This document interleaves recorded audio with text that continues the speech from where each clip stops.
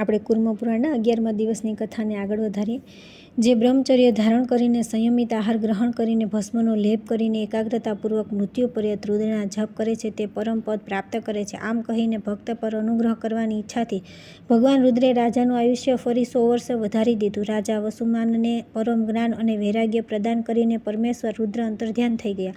આ એક આશ્ચર્ય જ થયું. રાજાએ પણ 3 સમય સ્નાન કરીને ભસ્મ ધારણ કરીને શાંત અને એકાગ્રતાપૂર્વક અનન્ય મનથી તપસ્યા દ્વારા રુદ્રના જપ કર્યા. જપ કરતાં તે રાજાના ફરી 100 વર્ષ સમાપ્ત થઈ જતાં તેમાં યોગની પ્રવૃત્તિ થઈ અને યથાસમય તેમણે શ્રેષ્ઠ કાલાત્મક પરમેષ્ઠિ તે વેદસાર નામક સ્થાનને પ્રાપ્ત કર્યું, જે સૂર્યનું શુભ્ર મંડળ છે. ત્યાર પછી તે મહેશ્વરને પ્રાપ્ત થયા.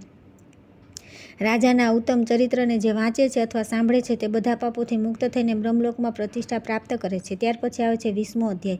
ઈક્ષ્વાકુ વંશના વર્ણનના પ્રસંગમાં શ્રી રામકથાનું પ્રતિપાદન. શ્રીરામ દ્વારા સેતુબંધન અને રામેશ્વર લિંગની સ્થાપના. શંકર પાર્વતીએ પ્રગટ થઈને રામેશ્વર લિંગના મહાત્મ્યને બતલાવું. શ્રીરામ લવકુશપુત્રની પ્રાપ્તિ તથા ઈક્ષ્વાકુ વંશના અંતિમ રાજાઓનું વંશ વર્ણન. સૂતજી બોલ્યા કે રાજપુત્ર ત્રિધન્વાએ પૃથ્વીનું ધર્મપૂર્વક પાલન કર્યું.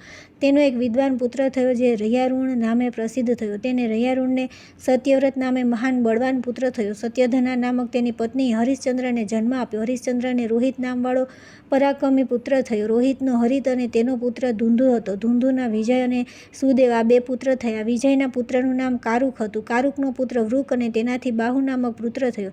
તે બાહુકને સગર થયો જે પરમ ધાર્મિક હતો. સગરની 2 પત્નીઓ હતી, પ્રભા અને ભાનુમતી.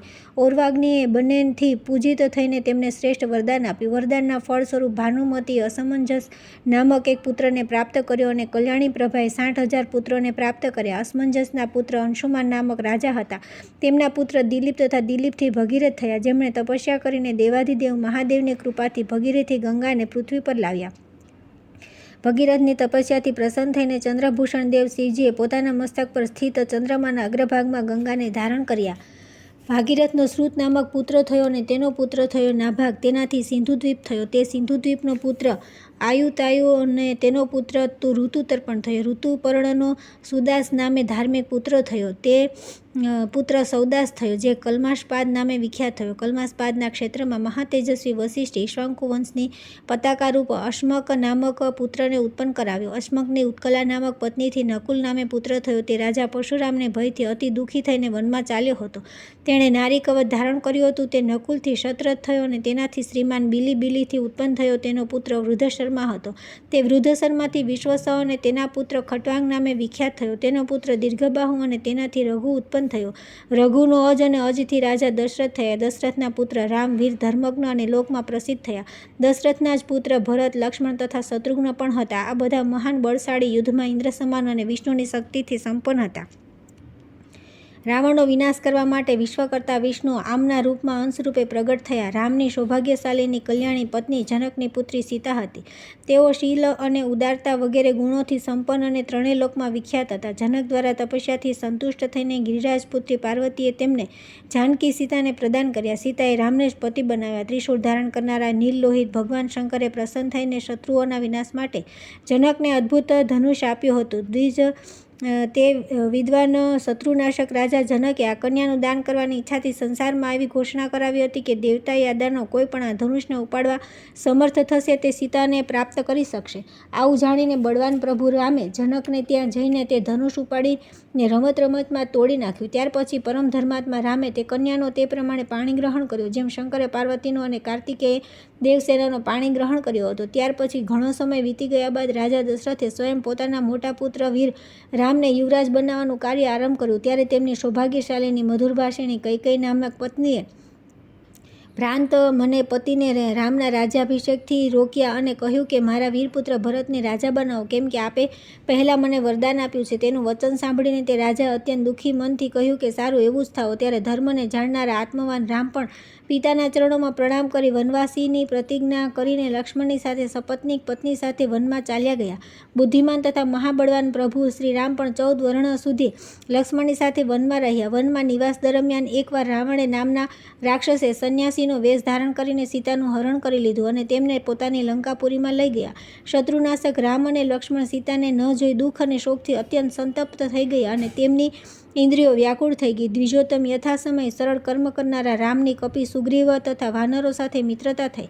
વાયુપુત્ર વીર તેજસ્વી હનુમાન નામક વાનર સુગ્રીવના અનુગામી અને સદા રામના પ્રિય હતા. તે પરમ ધૈર્યપૂર્વક સીતાને લઈ આવીશ આ પ્રમાણે રામને પ્રતિજ્ઞાપૂર્વક કહીને સીતાની શોધ કરવા માટે તૈયાર થઈ ગયા તથા સમુદ્ર પર્યંત પૂરી પૃથ્વી પર વિચરણ કરવા લાગ્યા. આ પ્રમાણે સીતાને શોધતા શોધતા સાગરમાં વસેલી રાવણની લંકાપુરીમાં ગયા. ત્યાં તેમણે રાક્ષસીઓથી ઘેરાયેલા પવિત્ર આંસુ ભરેલી આંખવાળા સુનિંદિત રમણીય તથા પવિત્ર સીતાને નિર્જન સ્થાનમાં એક વૃક્ષ નીચે બેઠેલા જોયા. ત્યાં ભગવતી સીતા નીલકમલ જેવા શ્યામ વર્ણવાળા રામ તથા આત્મસંયમી લક્ષ્મણનું સ્મરણ કરી રહ્યા હતા. એકાંતમાં સીતાને સ્વયં પોતાની પરિચય આપી તેમની શંકા દૂર કરવા માટે હનુમાનજીએ રામની અંગૂઠી તેમને આપી. પતિની પરમ સુંદર અંગૂઠીને જોઈને પ્રેમના કારણે ધ્રુજતા અંગોવાળા સીતાએ રામ જ આવ્યા એવું માન્યું. હનુમાનજીએ સીતાને જોઈને આશ્વાસન આપ્યું અને કહ્યું કે હું તમને રામની પાસે લઈ જઈશ. આમ કહીને મહાબાહુ હનુમાનની રામ પાસે આવી ગયો. આત્મવાન હનુમાન રામને સીતા દર્શનની વાત કહી સામે ઊભા રહી ગયા. રામ લક્ષ્મણે તેમને સાધુવાદથી સત્કૃત કર્યા. ત્યાર પછી બળવાન રામે હનુમાન તથા લક્ષ્મણની સાથે રાક્ષસો સાથે સ્વયં યુદ્ધ કરવાનો નિશ્ચય કર્યો અને સેંકડો વાનરો દ્વારા સાગરમાં લંકા જવા માટે માર્ગ રૂપે સેતુ નિર્માણ કર્યું તથા સેતુના સહારે મહાસમુદ્રને પાર કરીને શત્રુહંતા પરમ ધર્માત્મા પ્રભુ રામે વાયુપુત્ર હનુમાનની સહાયતાથી પત્નીઓ પુત્રો અને ભાઈઓ સહિત રાવણને મારી નાખ્યો અને ભગવતી સીતાને પાછા લઈ આવ્યો. રાઘવે સેતુની મધ્યમાં ચર્માંબર ધારણ કરનારા મહાદેવ ઈશાનની લિંગ રૂપે પ્રતિષ્ઠા કરી તેમની પૂજા કરી. આ રામેશ્વર પ્રતિષ્ઠાના સમયે પાર્વતી સહિત ભગવાન શંકર દેવે પ્રત્યક્ષ રૂપે શ્રેષ્ઠ વર પ્રદાન કરી શ્રી રામને કહ્યું કે જે મનુષ્યો તમારા દ્વારા સ્થાપિત આ રામેશ્વર લિંગના દર્શન કરશે તેમના સઘળા પાપ નષ્ટ થઈ જશે. મહાસમુદ્રમાં સ્નાન કરનાર અન્ય જે પણ પાપ છે તે આ લિંગના દર્શન માત્રથી નષ્ટ થઈ જશે એમાં સંદેહ નથી. જ્યાં સુધી પર્વતો સ્થિત રહેશે ત્યાં સુધી આ પૃથ્વી રહેશે અને જ્યાં સુધી આ સેતુ રહેશે ત્યાં સુધી હું ગુપ્ત રૂપમાં અહીં પ્રતિષ્ઠિત રહીશ. અહીં કરવામાં આવેલું સ્નાન દાન જપ તથા શ્રાદ્ધ અક્ષય થશે. આ રામેશ્વર લિંગના સ્મરણ કરવા માત્રથી દિવસભરનું પાપ નષ્ટ થઈ જશે. આ પ્રમાણે કહીને ભગવાન શંભુએ રઘુવંશી રામનું આલિંગન કર્યું અને નંદી તથા અન્ય ગણોની સાથે તે રુદ્ર ત્યાં જ અંતર્ધ્યાન થઈ ગયા. ભરત દ્વારા અભિષિક્ત થઈને મહાબળી મહાતેજસ્વી તથા ધર્મપરાયણ રામે રાજ્યનું પાલન કર્યું. વિશેષ રૂપે તેમણે બધા બ્રાહ્મણોનું પૂજન કર્યું અને અશ્વમેઘ યજ્ઞ દ્વારા યજ્ઞહંતા ઈશ્વર શંકરની આરાધના કરી. રામના કુશ અને નામે વિખ્યાત તથા સુંદર મહાન ભાગ્યશાળી સર્વતર્થાર્થોના જ્ઞાતા બુદ્ધિમાન લવ નામે બે વિખ્યાત પુત્ર થયા. કુશ તે અતિથિ ઉત્પન્ન થયો અને તેનો પુત્ર નિષદ થયો. નિષદનો પુત્ર નલ અને તેનો પુત્ર નભસ થયો. નભસથી પુંડરીક નામક પુત્ર થયો અને ક્ષેમધર્મ તેનો પુત્ર થયો. ક્ષેમધર્મનો દેવાનિક નામ વીર અને પ્રતાપી પુત્ર થયો. તે દેવાનિકનો પુત્ર અહિનગો અને તેનો પુભ સહસ્વાન થયો. તેનાથી ચંદ્રાવલોક તથા તેનો પુત્ર તારાપીઠ થયો. તારાપીઠથી ચંદ્રગીરી તથા ચંદ્રગીરીનો ભાનુવીત થયો. ભાનુવીતનો શ્રતાયુ નામક પુત્ર થયો. આ બધા ઈશ્વાંકુના વંશજ છે. દ્વિજોત્તમ સંક્ષેપમાં આમનામાં મુખ્ય રાજાઓને બતાવવામાં આવ્યા છે. જે આ શ્રેષ્ઠ ઈશ્વાંકુ વંશના વર્ણનને સાંભળશે તે બધા પાપોથી મુક્ત થઈને સ્વર્લોકમાં પ્રતિષ્ઠિત થશે. ત્યાર પછી આવે છે 21મો અધ્યાય. ચંદ્રવંશના રાજાઓનું વૃત્તાંત. યદુવંશ વર્ણનમાં કાર્તિવીર્યના અર્જુનના 5 પુત્રોનું આખ્યાન. પરમ વિષ્ણુભક્ત રાજા જયધ્વજની કથા. વિદેહ દાનવનું પરાક્રમ તથા જયધ્વજ દ્વારા વિષ્ણુના અનુગ્રહથી તેનો વધ. વિશ્વામિત્ર દ્વારા વિષ્ણુની આરાધના માટે જયધ્વજને ઉપદેશ કરવો અને જયધ્વજને વિષ્ણુના દર્શન. રોમહર્ષણે કહ્યું કે ઈલાના પુત્ર રાજા પુરુરવાના રાજ્યનું પાલન કરવા લાગ્યો. તેને ઇન્દ્ર સમાન તેજસ્વી આયુ માયુ અમાવાયુ વીર્યવાન વિશ્વાયુ સતાયુ તથા શ્રુતાયુ નામે 6 પુત્ર થયા. તે ઉર્વશીના દિવ્ય પુત્ર હતા. અમે સાંભળ્યું છે કે આયુને સ્વરભાનુની કન્યા પ્રભાથી 5 મહાન તેજસ્વી પુત્ર થયા. તેમનામાં નહુષ પ્રથમ પુત્ર હતો જે ધર્મજ્ઞ અને લોકમાં વિખ્યાત હતો. પિતરોની કન્યા વિરજાથી નહુષને યતિ યયાતિ સંયાતિ આયાતિ તથા અશ્વક નામક પુત્ર થયા. તે બધા તેજસ્વી અને મહાબળવાન હતા.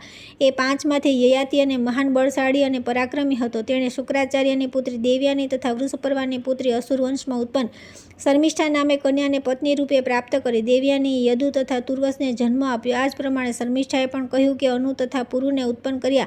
તે યયાતિએ આનંદિત જ્યેષ્ઠ પુત્ર યદુને છોડીને પિતાની આજ્ઞાનું પાલન કરનારા નાના પુત્ર પુરુને જ અભિષિક્ત કર્યા. રાજા યયાતિએ દક્ષિણ પૂર્વ દિશામાં તુર્વસુ નામક પુત્રને, દક્ષિણ પશ્ચિમ દિશામાં જ્યેષ્ઠ પુત્ર યદુને, પશ્ચિમમાં દુહ્યુને અને ઉત્તર દિશામાં અનુને રાજા રૂપે નિયુક્ત કર્યા. મહાયશસ્વી રાજા યયાતિ પણ પત્ની સાથે વનમાં ચાલ્યા ગયા. યદુના પણ દેવપુત્રો જેવા સહસ્રજીત, કોષ્ટુ, નીલ, અજીત તથા રઘુ નામક 5 પુત્ર થયા. તેમનામાં સહસ્રજીત સૌથી મોટા હતા. સહસ્રજીતનો તેના જેવો જ શતજીત નામક પુત્ર રાજા હતો. શતજીતના પણ હૈહય અને વેણુહય નામક પરમ ધાર્મિક 3 પુત્ર થયા. હૈહયનો પુત્ર ધર્મ નામે વિખ્યાત થયો. વિપ્ર ધર્મનો ધર્મનેત્ર નામે પ્રતાપી પુત્ર થયો. ધર્મનેત્રનો કીર્તિ અને કીર્તિ તેનો પુત્ર સંજીત થયો. સંજીતનો મહેશમાન થયો અને તેનો પુત્ર ભદ્રસેન હતો. ભદ્રસેનનો દુર્દમ નામક પુત્ર થયો. દુર્દમનો ધેનક નામક બુદ્ધિમાન અને મહાપરાક્રમી પુત્ર હતો. ધનકના લોક સમ્માને 4 પુત્ર થયા. કૃતિવીર્ય, કૃતાગ્નિ, કૃતવર્મા તથા કૃતોજા. કૃતવીર્યનો પુત્ર અર્જુન થયો. તે 1000 ભુજાવાળો, તેજસ્વી તથા ધનુર્વેદ જાણનારોમાં શ્રેષ્ઠ હતો. જમદગ્નિના પુત્ર જનાર્દન પરશુરામ તે સહસ્રાર્જુનને માટે મૃત્યુ રૂપ થયા, અર્થાત પરશુરામ દ્વારા તે મરાઈ ગયા. તે સહસ્રબાહુના 100 પુત્ર હતા, જેમનામાં 5 પુત્ર મહારથી, અસ્ત્ર સંપન્ન, બળવાન, શૂર, ધર્માત્મા તથા મનસ્વી હતા. શૂરસેન, કૃષ્ણ તથા 5મો પુત્ર રાજા જયધ્વજ બળવાન તથા નારાયણ ભક્ત હતો. શૂરસેન વગેરે 4 પુત્ર મહાત્મા અને અતિ તેજસ્વી અને રુદ્રના ભક્ત હતા. તે બધા શંકરની પૂજા કરતા હતા. ધર્મપરાયણ અને બુદ્ધિમાન જયધ્વજ નારાયણ દેવ, હરિ, વિષ્ણુ દેવતાના શરણમાં ગયો. અન્ય તેના 4 ભાઈઓએ તેને કહ્યું કે અનક, આ તમારો ધર્મ નથી. આપણા પિતા શંકરની આરાધના કરતા હતા. આ પછી મહાતેજસ્વી જયધ્વજે તેમને કહ્યું કે આજ મારો શ્રેષ્ઠ ધર્મ છે. પૃથ્વી પર જે પણ રાજા થયા છે તે બધા વિષ્ણુના અંશથી ઉત્પન્ન થયા છે. રાજ્યનું પરિપાલન કરનારે ભગવાન પુરુષોત્તમની અવશ્ય આરાધના કરવી જોઈએ, કેમ કે ભગવાન વિષ્ણુ સંસારના પાલન કરતા છે. સ્વયંભૂની સાત્વિકી, રાજસી તથા તામસી આ 3 મૂર્તિઓ છે, જે ક્રમશઃ સૃષ્ટિ પાલન અને સંહાર કરવાવાળી છે. સત્વગુણ સંપન્ન ભગવાન વિષ્ણુ નિત્ય પાલન કરે છે. રજો મૂર્તિ બ્રહ્મા સૃષ્ટિ કરે છે અને તમો ગુણાત્મક હર સંહાર કરે છે. તેથી રાજ્યનું પાલન કરનારા રાજાના માટે કેશીસૂદન કેશવ ભગવાન વિષ્ણુ આરાધનીય છે. જે જયધ્વજના વચન સાંભળીને તેના બીજા મનસ્વી ભાઈઓએ કહ્યું કે મુક્તિની ઈચ્છા કરનારાઓ માટે સંહાર કરનાર રુદ્ર જ પૂજ્ય છે. એ જ કલ્યાણકારી પ્રભુ ભગવાન રુદ્ર કલ્પના અંતમાં તમોગુણનો આશ્રય લઈને આ સંપૂર્ણ જગતનો સંહાર કરે છે. એમની જે અતિ ઘોર તેજોમય પરામૂર્તિ છે તે જ વિદ્યા, જ્ઞાન, વિવેક સ્વરૂપ છે. શક્તિરૂપે તેના જ દ્વારા ત્રિશૂળ ધારણ કરનારા શંકર સંસારનો સંહાર કરે છે. ત્યાં જ રાજા જયધ્વજે થોડો વિચાર કરીને તેમને કહ્યું કે સત્વગુણ દ્વારા જ પ્રાણી મુક્ત થાય છે અને તે ભગવાન સત્વાત્મક છે. આથી ભાઈઓએ તેને કહ્યું કે સાત્વિક લોકો દ્વારા સેવિત રુદ્ર સત્વગુણથી સંપન્ન થઈને મુક્ત કરે છે. તેથી ઈશ્વર હરની પૂજા કરો. જ્યારે જયધ્વજે હસીને કહ્યું કે મુક્તિના માટે સ્વધર્મનું પાલન જ એકમાત્ર માર્ગ છે. મુનિજનો અન્ય ધર્મની ઈચ્છા કરતા નથી. આ ઉપરાંત રાજાઓને માટે વૈષ્ણવી શક્તિ જ સદા દેવતારૂપ છે. અમિત તેજસ્વી મુરારીની આરાધના કરવી પરમ ધર્મ છે. ત્યારે બુદ્ધિમાનોમાં શ્રેષ્ઠ રાજપુત્ર કૃષ્ણે જયધ્વજના ભાઈ તેને જયધ્વજને કહ્યું કે અમારા પિતા અર્જુને સહસ્રાર્જુન અર્જાત કાર્તિવીર્ય અર્જુન જેને સર્વધર્મ માન્યો છે તે જ આપણા બધાને માન્ય હોવો જોઈએ. આ વિવાદ વધી જવાથી શૂરસેને જયધ્વજના બીજા ભાઈને કહ્યું કે આ વિષયમાં ઋષિ જ પ્રમાણ છે, તેથી જે કહેવું હશે આપણે તે જ પ્રમાણે કરીશું.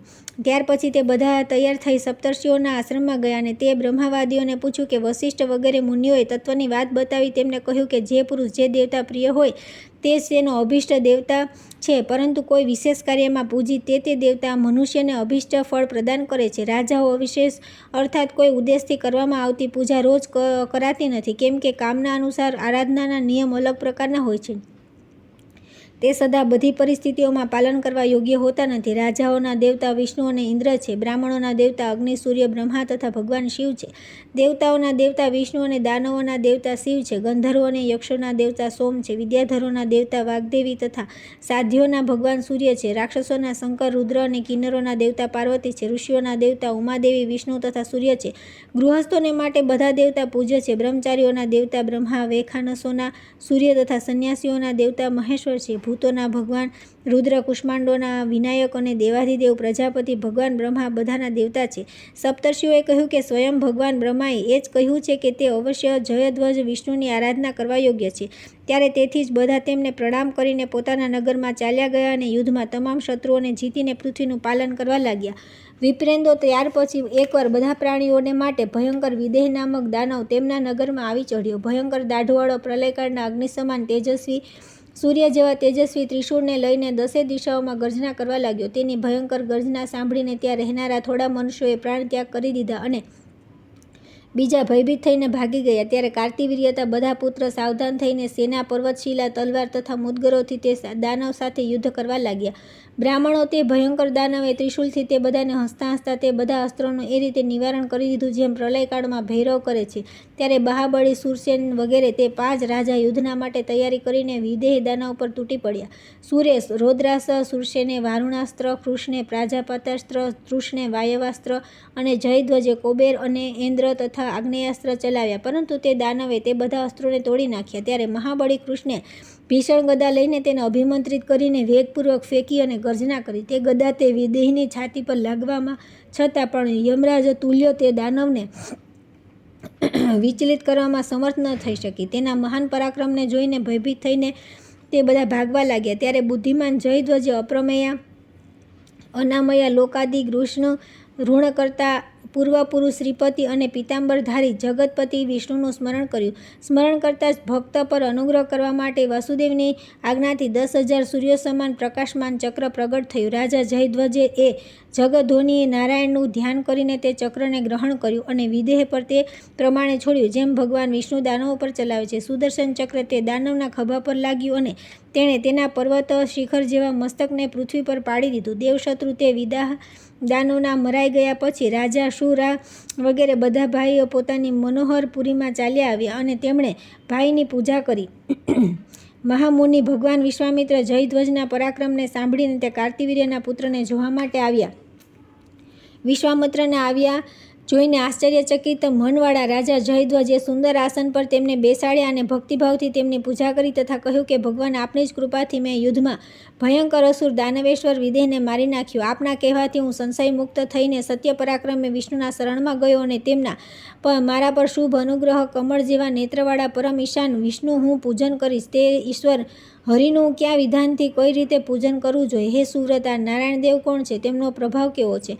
આ બધું મને કહો. મને આ વિષયમાં જાણવાની બહુ જ ઈચ્છા છે. વિશ્વામિત્રે કહ્યું કે જેમાંથી પ્રાણી માત્રની પ્રવૃત્તિ થાય છે અને જેમનામાં સંપૂર્ણ જગત પ્રતિષ્ઠિત છે તે વિષ્ણુ પ્રાણી માત્રના આત્મરૂપ છે. તેમનો આશ્રય ગ્રહણ કરવાથી મુક્તિ મળે છે.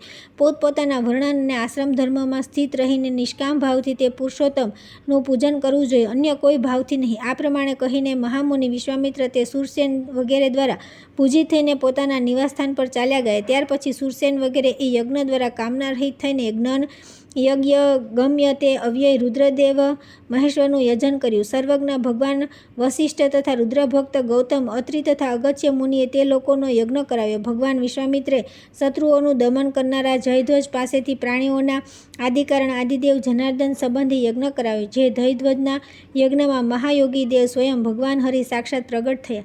આ એક અદ્ભુત વાત બની. જે મનુષ્ય જયધ્વજના આ પરાક્રમની કથા નિત્ય સાંભળશે તે સર્વ પાપોથી મુક્ત થઈને વિષ્ણુલોકને પ્રાપ્ત કરશે. ત્યાર પછી આવે છે 22મો અધ્યાય. જયધ્વજના વંશ વર્ણનમાં રાજા દુર્જયનું આખ્યાન. મહામુનિ કણવ દ્વારા દુર્જયને વારાણસીના વિશ્વેશ્વર લિંગનું મહાત્મ્ય બતાવવું, દુર્જયનું વારાણસી જઈને પાપમુક્ત થવું તથા સહસ્ત્રજીત વર્ષનું વર્ણન. સુજી કહે છે કે જયધ્વજનો એક પુત્ર હતો જે તાલંજંગ નામે પ્રસિદ્ધ હતો. તેના 100 પુત્ર થયા. તે બધા તાલંજંગ જેવા જ હતા. તેમનામાં વિતિહોત્ર નામક મહાબળવાન રાજા સૌથી મોટો હતો. બીજા વૃષ વગેરે નામવાળા યાદવ પુણ્યકર્મ હતા. તેમનામાં વૃષ વંશને વધારનારો હતો. તેમનો મધુ નામક પુત્ર થયો. મધુને 100 પુત્ર થયા, પરંતુ તેમનામાં વૃષણ જ તેનો વંશધર થયો. વિતિહોત્રનો પણ વિસ્તૃત અથવા અનંત નામવાળો એક પુત્ર થયો. તેનો પણ દુર્જય થયો. તે બધા શાસ્ત્રોનો જ્ઞાતા હતો. તેની પત્ની રૂપવતી તથા સર્વ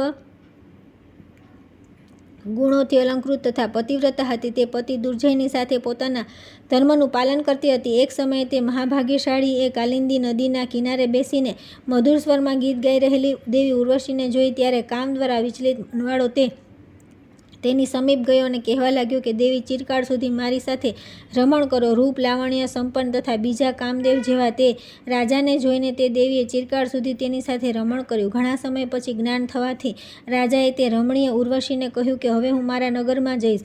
આ સાંભળીને તે હસીને કહેવા લાગી, રાજ સુંદર, આપની પાસે આટલા ઉપભોગથી મને પ્રસન્નતા થઈ નથી, તેથી 1 વર્ષ અહીં વધારે રોકાઈ જાઓ. આ સાંભળીને બુદ્ધિમાન એ તેને કહ્યું કે હું મારા નગરમાં જઈને શીઘ્ર અહીં પાછો આવીશ, તેથી મને જવાની આજ્ઞા આપો.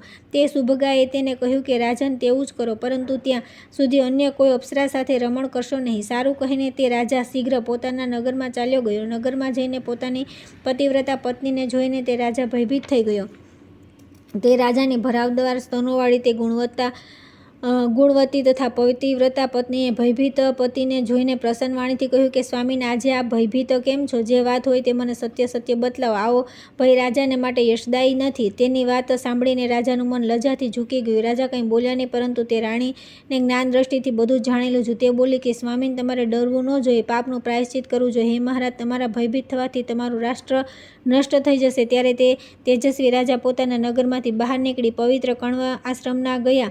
ત્યાં મહામુનિ કણવના દર્શન કરીને તે કણવના મુખથી પ્રાયશ્ચિતની કલ્યાણકારી વિધિ સાંભળી પ્રાયશ્ચિત દ્વારા આત્મશુદ્ધિના ઉદ્દેશથી તે મહાબળવાન રાજા દુર્જય હિમાલય પર્વત તરફ ગયા. તે રાજાએ માર્ગમાં જતાં જતાં આકાશમાં પોતાના તેજથી પ્રકાશિત થઈ રહેલા ગંધર્વ શ્રેષ્ઠમાં ઉત્તમ એક ગંધર્વને જોયો.